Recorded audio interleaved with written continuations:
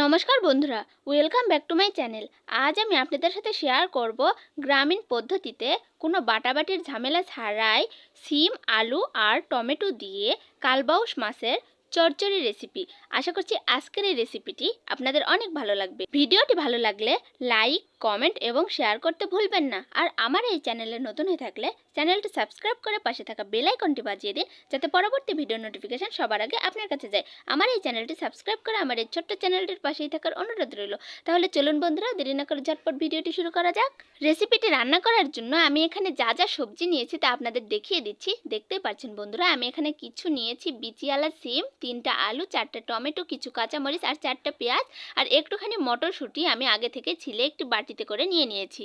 এখন এই সবগুলো সবজি আমি সুন্দর করে কেটে ধুয়ে আলাদা আলাদা করে একটি থালাতে করে রেখে দেবো, যাতে করে এই তরকারিটি রান্না করতে আমার ঝামেলা একদমই কম মনে হয়। তো বন্ধুরা, আপনারা কিন্তু দেখতেই পাচ্ছেন আমি কিন্তু সব কিছুই সুন্দরভাবে কেটে ধুয়ে আলাদা আলাদা করে রেখে দিয়েছি।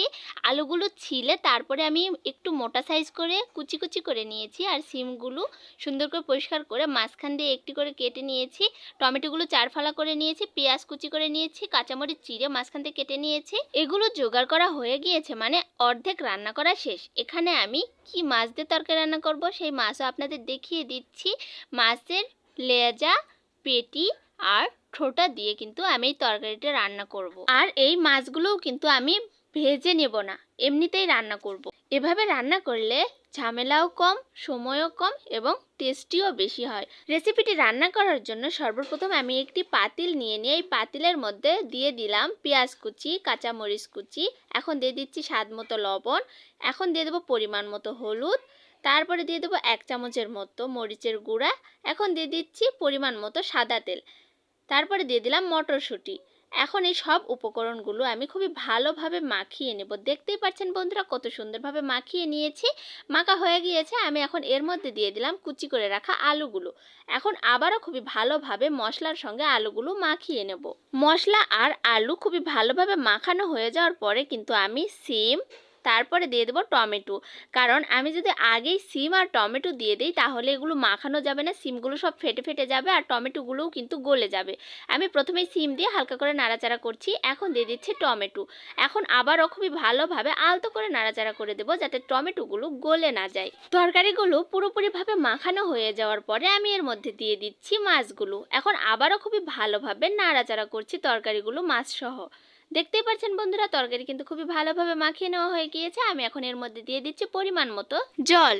এই রেসিপিটা রান্না করব এমনভাবে একেবারে শুকনো শুকনোও নয় আর একেবারে ঝোলঝোলও নয়, হালকা ভেজা ভেজা থাকবে।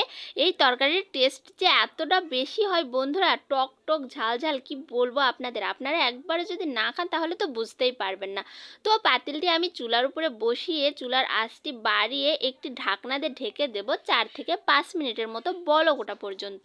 আর তরকারিটি কিন্তু আমি ঢাকনা দিয়ে ঢেকে দেব একবারই, দ্বিতীয়বার আর ঢাকনা দিয়ে ঢেকে দেওয়ার কোনো প্রয়োজন নেই। আমি 5 মিনিট পর ঢাকনাটি সরিয়ে নিচ্ছি। কত সুন্দরভাবে বলক চলে এসেছে তা আপনারা দেখতেই পাচ্ছেন। এখন শুধু নুসনির সাহায্যে পাতিলটি ঘুরিয়ে ঘুরিয়ে রসটা শুকিয়ে নিতেই কিন্তু তরকারিগুলো খুবই ভালোভাবে সিদ্ধ হয়ে আসবে। বন্ধুরা, আপনারা হয়তো বা ভাবতে পারেন যে আমরা এই মাখা তরকারিটাই বেশি খাই, এই মাখা তরকারির যে এতটা টেস্ট আপনাদের তো সেটা বলে বোঝাতে পারবো না। তাই অবশ্যই আপনারা একবার হলেও বাড়িতে এইভাবে রান্না করে খান, তখন বুঝতে পারবেন যে এই মাখা তরকারির রেসিপিটা আমরা কেন এত বেশি করি। আপনারা যদি একবার এই রেসিপিটা রান্না করে খান তো আপনারাও বারবার এটাই রান্না করে খাইতে চাইবেন। খুবই সহজ পদ্ধতিতে, অল্প সময়ে আর খুবই মজাদার একটি রেসিপি এটা। আপনাদের সাথে কথা বলতে বলতে কিন্তু আমি নুসনির সাহায্যে অনেকবারই পাতিলটি এইভাবে ঘুরিয়ে ঘুরিয়ে দিয়েছি, আর রসটা কিন্তু আগের থেকে অনেকটাই বেশি শুকিয়ে এসেছে, তা আপনারা দেখতেই পাচ্ছেন বন্ধুরা।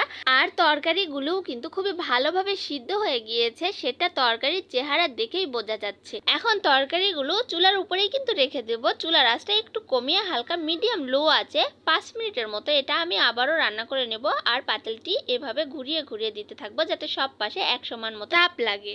এই রেসিপিটা আপনারা কিন্তু যে কোনো ধরনের মাছ দিয়ে রান্না করতে পারবেন বন্ধুরা, সব ধরনের মাছ দিয়ে রান্না করলেই মজা হবে।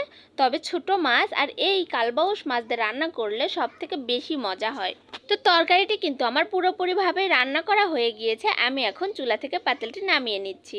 তো বন্ধুরা দেখতে পাচ্ছেন আমি তরকারিটি নামিয়ে নিয়ে কিন্তু সার্ভ করে নিয়েছি। কতটা সুন্দর লাগছে দেখতে আর কতটা লোভনীয় হয়েছে এই কালবাউস মাছ দিয়ে টমেটো আলু সিম দিয়ে চচ্চড়ি রেসিপি।